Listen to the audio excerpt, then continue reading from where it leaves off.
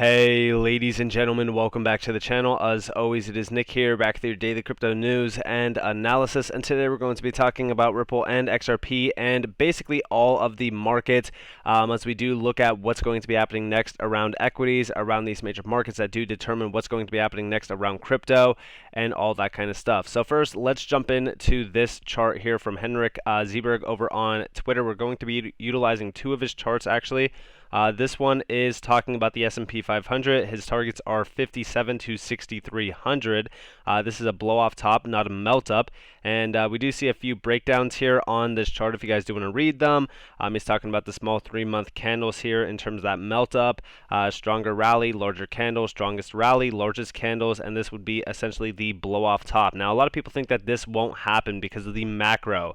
In fact, in the last year, even technically 2 years now, all we've been seeing is a lot of people saying, okay, well, we're going to see absolute financial collapse. Everything's going to, go to zero, this, there, wherever. And I do think that we will see a collapse eventually, but I don't think that it is going to happen as fast as most people assume.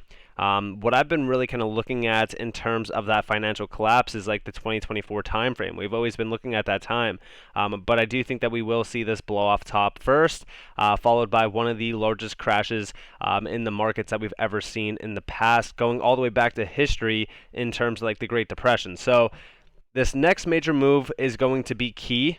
We are going to be watching it closely, and then after that, we will watch what happens in terms of the market reactions.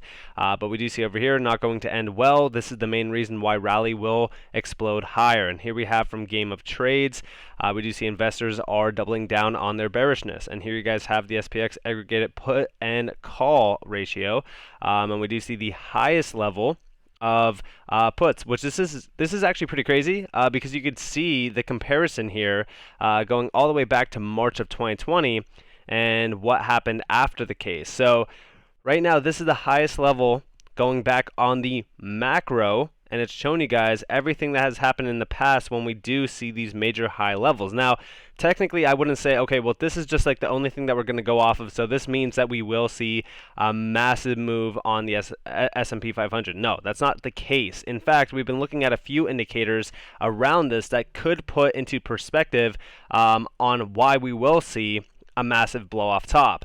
And here we have from Peter Schiff. It looks like the US dollar rally is over. We just had another decisive outside reversal week in the US dollar index, where the index traded above the previous week's high, then closed below the previous week's low. If so, US inflation is about to get much more painful.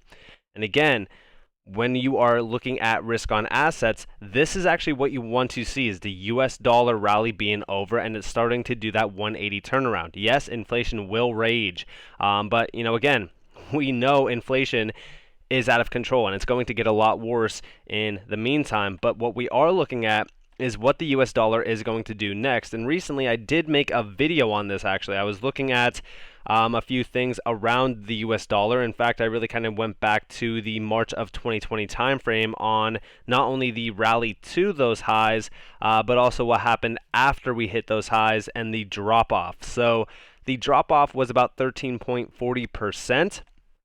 Now, mind you, this is not nearly as close to the rally that we recently seen on the US dollar. In fact, if we actually go off of this rally right now to the topping point of the March of 2020 high, this was about a 16.76% of an increase in value, especially for a reserve currency. Like, that's a massive move.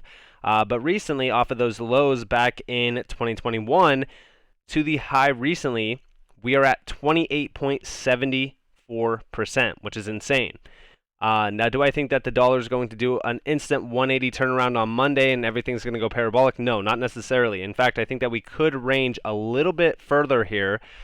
We might even jump up to 120, which, like I said in that video previously, this is basically over, a 2x from those gains back there. So the drop-off would have to be a little bit more painful. Could we come down a lot more? Yes, but technically we can come back down, say for so, to, we'll say 99.39. We might go a lot lower, but this is the area that I've been looking at, as it is the 200 EMA on the 3-day, which again doesn't really determine much. If you actually go and look at the weekly, you can see that these levels are actually a lot lower. Could we come back down to test those levels? Sure, we could. This would be about a 14.82% drop. But if we are talking about going to the 120 level, then this would essentially be a 19.21% drop on the US dollar. This, just to put it into perspective, would ignite a massive bull run within this market. Now, like I said, this is not to give you guys hopium or anything like that, because we still need to see the dollar get a lot weaker here. But recently, what we have been looking at is RSI on the US dollar. And RSI on the US dollar has been telling us that it's been overbought and over outreached for a very long time. So I do think that it is getting weaker. I do think that we will basically see the end of the US dollar rally as we know it. And this will push us into that massive blow off top on equities as well as crypto. And we do see over here from crypto noob_1, DXY is forming an ascending broadening wedge, which is doomed to fall down. And we actually have this one. So this chart's telling us about roughly 102, 103 within that area, which is totally fine as well. Again, I think that this is substantial to say the least to definitely watch for, because I do think that, for the most part, we've been watching the dollar for a very long time, waiting for it to do a 180. And we do see over here from Gareth Soloway, the dollar/yen continues to explode upwards. Something will break, much like what happened in the UK. The world is near financial collapse because the Federal Reserve is overcompensating for being wrong on transitory. So much for the measured approach they always strive for. And I think that all of this really kind of goes back to, what we said over a year ago. Something is bound to break. I think things are starting to do so. I think that the US dollar being at the current value that it is comical to say the least. I mean, listen, you do not need to be an expert to know that this is, one, overvalued, and it's overbought right now. This is bound to collapse, in my opinion. Of course, that is my opinion. You guys do not need to follow me on that, but that is what I have been watching for. And in fact, over here, we do see word hitting that the Federal Reserve will do another 75 BPS in November, then pivot. Dollar starts to fall off highs. Federal Reserve maybe just got the message of how close the world was to financial collapse. Now, like I said, again, with all this in mind, if the Fed does start to pivot, this will push the dollar to astronomical lows. And I'm not saying lower lows, I'm just saying lows from where we do see it in terms of the macro on the weekly. Could we come back down to test, we'll say, the 2020 lows? It's a possibility. This would be a massive drop. And again, we don't know where the dollar is going to go in terms of value here. We can only kind of gauge off what we do have here. If we are talking about it topping out already at 100 and we'll say 15, then hey, that's a fine top for me.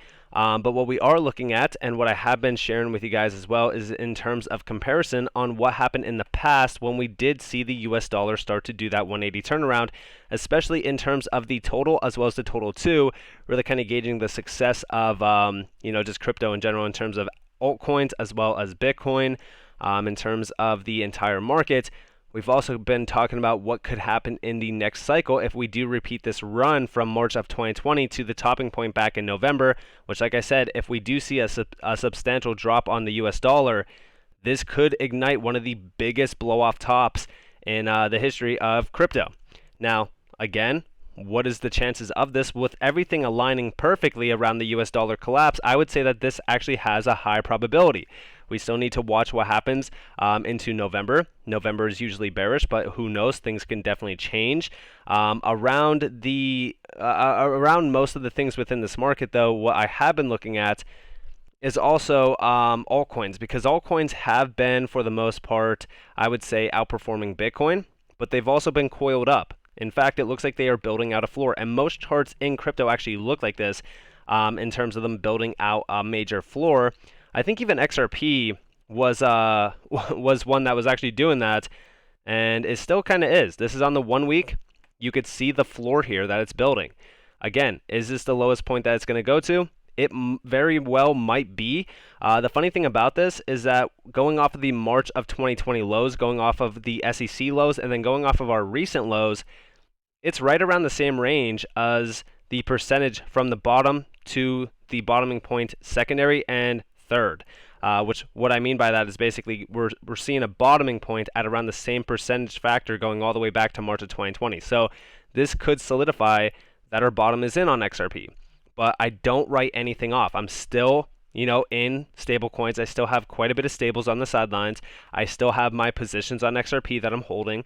But I'm gauged either way, 50-50, to see what is going to happen next. But if this is the case, and if we do see this massive parabolic blow-off top, XRP was a significant underperformer in this market. But even with the SEC lawsuit, this thing still gained roughly a 16x, 1,609% of an increase in value. With a lot of the things happening around the SEC lawsuit, with a lot of things happening around XRP, who knows where this thing could go. If we do see a blow off top, I will say what I have been eyeing is just the double-digit figures, $10. But 8 to 13 is fine with me. 10 to 15 is even better. But we've been looking at a few levels. We've been talking about a few levels, and I've been giving you guys my insights on that as well, especially even in the Discord and also in the past couple videos.